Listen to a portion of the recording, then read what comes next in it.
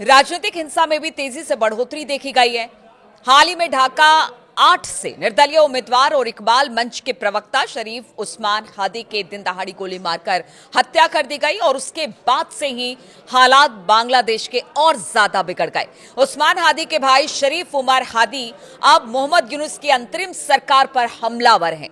उनके बयान से तो ऐसा लग रहा है कि शेख हसीना को हटाए जाने के बाद आई यूनुस को भी हटाने की तैयारी अब शुरू हो गई है। यानी अब यूनुस के ज्यादा दिन बांग्लादेश में नहीं बचे हैं, जिस तरह से अब हादी के भाई ने मोर्चा खोल दिया है।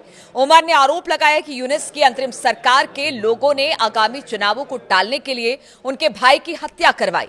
उमर ने मंगलवार को यह बात शाहबाग में आयोजित इनकलाब मंच के शहीदी शपथ कार्यक्रम में कही। यूनुस सरकार पर हमला बोलते हुए कहा कि उस्मान हादी को आपने ही मरवाया है, अब आप इसे मुद्दा बनाकर चुनाव को नाकाम करने की कोशिश कर रहे हैं। उमर ने कहा कि यूनुस को भी बांग्लादेश छोड़कर भागना पड़ेगा।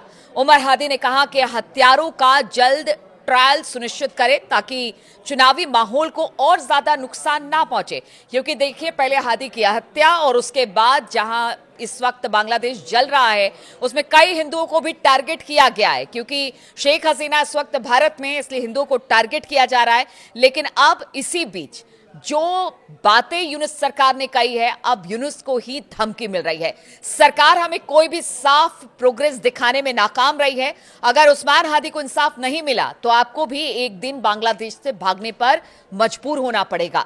उमर हादी ने कहा कि हत्यारों का जल्दी ट्रायल सुनिश्चित करें ताकि चुनाव के माहौल को नुकसान ना पहुंचे। सरकार हमें कोई भी साफ प्रोग्रेस दिखाने में नाकाम रही है। अगर उस्मान हादी को इंसाफ नहीं मिला तो फिर आपको भी बाहर का रास्ता दिखाना पड़ेगा। ढाका में उस्मान हादी को मार दी गई थी गोली और इसी के बाद हालात और बिगड़ गए थे। आपको बता दें कि ढाका में उस्मान हादी को गोली मारी गई, जिसके बाद उनको इलाज के लिए सिंगापुर भेजा गया, जहां पर इलाज के दौरान ही हादी की मौत हो गई थी। द डेली स्टार के मुताबिक उमर ने आगे कहा कि उनके भाई ने फरवरी तक नेशनल चुनाव कराने का समर्थन किया था और बांग्लादेशी अधिकारियों से चुनाव के माहौल में रुकावट ना डालने को भी कहा था। यानी वो हादी की बातों को भी रखते हैं कि हादी चाहते थे कि बांग्लादेश में चुनाव हो और चुनाव के बाद स्थिति ठीक हो, लेकिन इसी बीच उनकी हत्या कर दी गई। इकबाल मंच के सदस्य सचिव अब्दुल्ला अल जावेर ने हत्या के लिए जिम्मेदार लोगों की पहचान करने और उन्हें गिरफ्तार करने के लिए अंतरिम सरकार को 30 वर्किंग डे के अल्टीमेटम को एक बार फिर से दोहराया है। तो आप समझिए कि किस तरह से अब बात यह हो रही है कि अगर हादी के हत्यारों को नहीं पकड़ा गया और उस पर कार्रवाई नहीं हुई तो फिर बड़ा कुछ होने वाला है। सोमवार को इनकलाब मंच से धमकी दी गई थी कि अगर हादी की हत्या का इंसाफ नहीं मिला तो ये यूनुस की अंतरिम सरकार को गिराने के लिए एक आंदोलन भी शुरू करेंगे। और सोचिए, एक और आंदोलन। अब क्या बांग्लादेश इस कंडीशन में है कि एक और आंदोलन झेल सके? जी हां, ढाका में एक प्रेस कॉन्फ्रेंस को संबोधित करते हुए अब्दुल्ला अल जाबेर ने कहा कि 20 दिसंबर को हादी के अंतिम संस्कार के दौरान 24 घंटे का अल्टीमेटम दिया गया था, लेकिन यह अंतरिम सरकार के गृह सलाहकार जहांगीर आलम चौधरी या बांग्लादेशी अधिकारियों की तरफ से कोई कार्रवाई किए बिना ही खत्म कर दिया गया। न्यायिक कार्रवाई 30 वर्किंग डेज में पूरी करने की मांग।